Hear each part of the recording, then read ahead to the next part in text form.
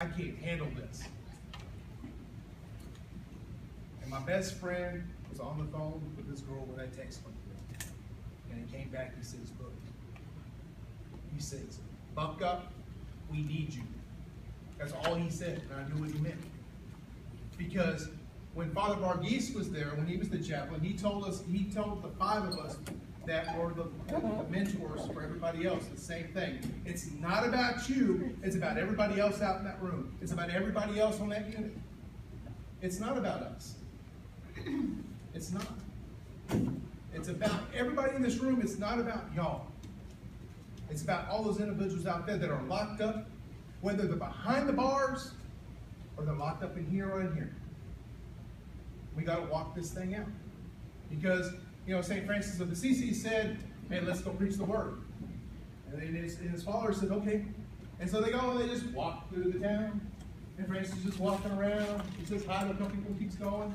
And they get to the other side of town, and his follower says, I thought we were going to preach the word.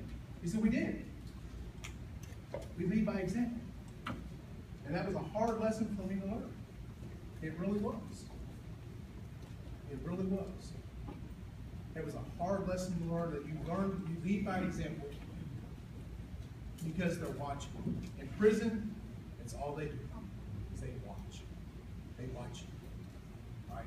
So, he's a Christian. Huh? See what this is. Oh, he's over there watching Jerry. Yeah, he's a real Christian. Yeah. You know, it's just things we didn't do because we knew what was going to happen. We knew. Those guys are in there, and I encourage everyone to go out. Get involved in the prison ministries. Don't just go once a week. Because even if you do go once a week, spend time there. Because the women and men are in there, they need that role model. Because a lot of them didn't have that role model growing up. And you know what? And a newly found Christian, when they become Christian, or their faith, they don't know what to do. Too often people say, here's the Bible, figure it out. That doesn't work. It doesn't, because you get frustrated. I don't know what to do in this situation. I don't know what to do in this situation. And as Christians, we shoot and kill our wounded. We don't help them and nurse them along. And these were things. I remember walking down because we would have the lay-ins get to our bills. And the people would miss. You know, I'd be walking down the aisle and I'd see them, and you can see them because they knew something was coming. They go like this down the line because they knew. I said, hey, hold on, Tom, where were you? I didn't get my lay-in. Oh, I'm going to check on that. I'm going to make sure. You're going to get a lay-in next week. I'm going to make sure you get that lay-in next week. You know, because they knew, because that accountability was there. If they're going, it's got to have accountability. Even if you don't have, you've got to get a nucleus inside of the guys that want to help, that wants to be there, because you cannot, I don't care how good you are, how holy you are, you can't be there 24/7. It has to be somebody inside who's going to be there 24/7, who knows the material. Man, I sat there and I've taught and I've taught and I've taught. And you think it's fun to stand up there, and I'm talking to a bigger room than this, about 120. And I know the Mexican speakers over there, but they're coming in to talk. And I see them over there talking. I'm going, look out, Felipe. What's the answer to that question I just asked? And he's like, I said, no. What's the answer to the question? Well, what was the question? Oh, you're not paying attention? Is that what you're telling me? You know, you think I'm going to get killed behind that, but you know what? I'm consistent. If the person is consistent and they're doing it in a loving manner, they will respect it. They will respect it. These guys are broken. The reason they get into the game is because they don't feel like they belong. They got to have some kind of security, some kind of love, and the gangs offer it to them. And but it's a dead end. It's a dead end. I've seen it. I've seen the violence in there. I've done 22 years in and out of the pen, and I've never been on the street. Total. You know, I've never been on the street more than 6 months in one week. Total, in the 22 years, I've never been on the street more than 18 months total. You know, and I've seen the violence. I mean, I've been to Coalfield, I've been to Connally. You know, I've been to Three Rivers, FCI, Federal. I've been to El Reno. I wasn't there when Obama got there, but I left before that. But I've seen the violence, and I know what it is. I've talked to these gentlemen. We brought them out of the gangs. It's because they wanted to feel something. They, deep down in a nature heart, unless you're just a cold-blooded person, you want to do right. You want people to say, hey, I'm proud of you. You know? And that's what these guys want. And if they feel a loving community like I did, I mean, you just don't know what of a difference it makes. Hey, the biggest fear I ever had when I was on that first Acts retreat, and they told me to take off my shoes. And I'm sitting, so I take off my shoes. I'm sitting there, and we're in a big circle like this, and I'm watching Jeremy get closer and closer, and he's washing the feet. Not only is he washing the feet, but he's kissing the feet. And I'm like, oh, I don't know about this one. I don't know about this one. But that wasn't bad enough. What was even worse is they had stewards the next time. And so I'm now the one washing the feet. And I'm thinking about it the whole day. Oh, God. How am I going to get through this one? How am I going to kiss this dude's feet? I'm in prison. Don't these people know? You know? And that's when we had to talk about, it's not about you, it's about the others. You know, because every one of us were like, I don't know about this. But I actually had a gentleman, I was washing his feet, and he was hardcore. And he didn't want to do it, and he said, okay. And I washed his feet, and I kissed his feet, and the dude jumped up, hugged me, and cried crocodile tears. He could not stop crying, it would not let go of it. That moment changed his life, because he found out that somebody cared enough for him to do something that was totally out of the ordinary, totally against everything he's been taught. Totally against it. But it changed his life. It changed his life. Small things. It's not the big things with us. It's not. Because one of the things I love is during the retreats, they line the halls with the guys, and the guys are coming through the first time. And they're like, and they see all these guys, and they're getting hugged by everybody. And this big dude, who's my brother, and I love him to death, named Marlon Abrams, he stands 6'5" and weighs 300 pounds. Is coming down through there, and he's now an ex-gangman, a head of a gang. And he's walking through, and he sees all these little dudes, and they're hugging him, and he's like freaking out. Oh, you're just trying to get through the maze. And then all of a sudden, Jimmy Reno, who was about this tall, walks up to him, slaps him on the chest, because I want to be this guy's friend, and gives him a big old hug.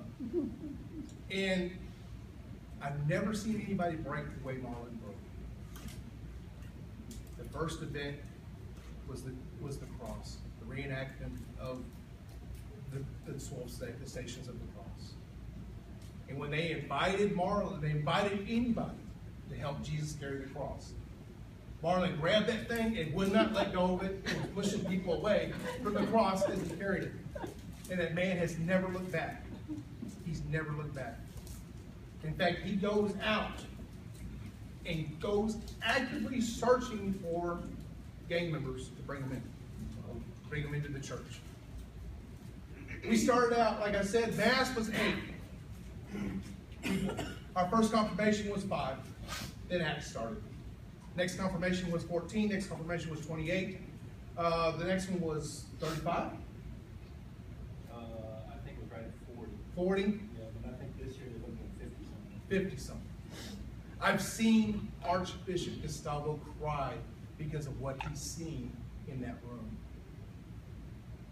I've heard people walk in and say, this is the holiest place I've ever been on this unit. Because, you know, Jeremy, what was the name of the lady that had the vision about the prisons? You're talking About that was the future of the Army? It was probably Kenedy. the same things that the devil taught me. The same things that he taught me how to do my crime. How to bully people. How to rob people. How to influence people. Well, I can influence people because I had a federal judge tell me one time, you were the most threatening person in prisons I've ever had in my life. Those same skills that I learned from the devil, God has taken and flipped around and is allowing me to use to bring those guys out. You know, I sat in front of my federal judge back in August, and she said, well, Mr. Kane, are you through going to prison? I said, nope. I said, I'm going back. I said, as soon as you let me go from here, and my parole officer lets me go, I'm going back into the prison to go fishing again. Because at the end of the day, when I die, and I stand before my Lord, and he asks, who'd you bring with you? I want to point back and say, all them, back there, all them. Because I learned something one time from a staff. It says if you teach somebody something, and that person carries it on, it's as if you taught 1 million people. That's why the church is so strict with us when we start teaching doctrine. Because if you teach a heresy, it'll spread like wildfire. If you think about it, if you had all those numbers, approximately about, I think we calculated approximately 150 or more that were confirmed and taught. And each one of those teach 5. And each one of those teach 5. Right? It expands enormously. It really does. The problem is, Jesus even said it. He says the harvest is ripe, but there's few harvesters. I need more harvesters. And I'm challenging all of y'all to harvest. I want to harvest, but I'm stuck in a federal halfway house and they won't let me out till December. But oh boy, it's going to be fun. The devil's going to be mad. And the devil has been trying me. He's trying to put me back in. I've been beating my head with these people, and I try not to. I just want to do what I'm called upon my Lord. But then people say, wait. Wait. I try to wait. Patience. Don't ever pray for patience. Not in a penitentiary. But, you know, because if you all go out, and I go out, and we take 5 with us in, and all 6 of us get 5. That's 30. And then they go out, and they get 5. That's 150 more. That's 180. So it grows really fast. And I've seen the movement from 09 to today. That church has grown from 8. Now they have, what, 2 masses now? 4 masses now, what, 50 apiece? Well, one on B side and one on A side. So 2 masses, and 35 show up to the B side, which is the more restricted area. And we max out only because of security. We would probably have 70 or 80, but we're only allowed to have 50 or 60. They're actually, have you ever heard of the church turning people away at the door? That's actually what they're doing there, because people were so hungry to get in there. These guys have been beaten and broken. And either the devil's going to swoop in, or God's going to swoop in through us. And I don't want the devil to win. I really don't. You know, we got to swoop in and get these guys, because I'm telling you, when you're at the bottom of the barrel and nobody's throwing you a rope, and you can only go down, you know, and you're just waiting for that rope, and you're going to be so glad to the person that throws you that rope to get you out of there, you know. And that's why it works in there. It works. You know, and that's what changed me, was these gentlemen coming in on a daily basis, you know, working with me and showing me that they cared, that they loved me, wasn't superficial. I thank all of y'all for your time. And I only have one thing I always say when I leave. Viva Christi. Viva!